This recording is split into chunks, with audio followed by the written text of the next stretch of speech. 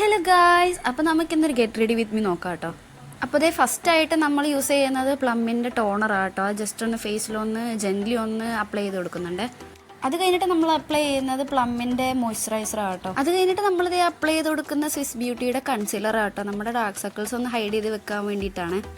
പിന്നെ നമ്മൾ യൂസ് ചെയ്യുന്ന മെബിലിൻ്റെ ഒരു ഫൗണ്ടേഷനാണ് കേട്ടോ. നമ്മൾ ജസ്റ്റ് ലൈറ്റായിട്ടൊന്ന് അപ്ലൈ ചെയ്യുന്നുണ്ട്.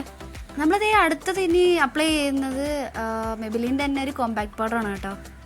ഈ അടുത്തായിട്ട് നമ്മുടെ മെയിൻ സംഭവം കണ്ണെഴുതുക. അതിന് വേണ്ടിയിട്ട് നമ്മൾ ഡാസ്ലറിൻ്റെ ഐലൈനർ ആട്ടോ എടുക്കുന്നത്. അപ്പോൾ ഞാൻ അത് നൈസായിട്ട് അപ്ലൈ ചെയ്ത് കൊടുക്കുന്നുണ്ട് കേട്ടോ. പിന്നെ ഞാനിവിടെ അപ്ലൈ ചെയ്ത് കൊടുക്കുന്ന പ്ലമ്മിൻ്റെ ഒരു കാജലാട്ടോ.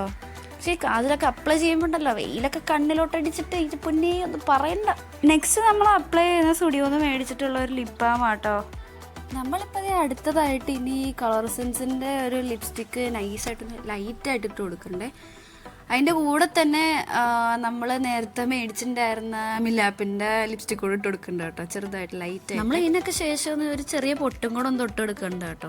അങ്ങനെ നമ്മൾ മുടിയും കെട്ടിക്കഴിഞ്ഞാൽ ഒരു കമ്മലിട്ട് കൊടുക്കുന്നുണ്ട്. പിന്നെന്താ, നമ്മൾ വെറും കൈയോടെ ഒന്നും പോരുതല്ലോ, അതുകൊണ്ട് ഈ ഒരു ചെയിനും കൂടെ ഇട്ട് കൊടുക്കുന്നുണ്ട് കേട്ടോ. പിന്നെ നമ്മളിത് ലാസ്റ്റ് ആൻഡ് ഫൈനലായിട്ട് ഒരു സ്പ്രേയും കൂടെ അടിച്ചു കൊടുക്കുന്നുണ്ട്. അതോടുകൂടി നമ്മുടെ പരിപാടി കഴിഞ്ഞു കേട്ടോ. സോ ഗായ്സ്, ഇതാണ് എൻ്റെ ഫൈനൽ ലുക്ക് കേട്ടോ. ഡ്രസ്സൊക്കെ എല്ലാവർക്കും ഇഷ്ടപ്പെടുന്നു വിചാരിക്കുന്നു. കൊള്ളാമല്ലേ, മൊത്തത്തിൽ നല്ല ഡ്രസ്സല്ലേ കാണാൻ. സോ ഇന്നത്തെ വീഡിയോ അത്രേ ഉള്ളൂ. എല്ലാവർക്കും ഇഷ്ടപ്പെടുന്നതായിരിക്കും. ബൈ.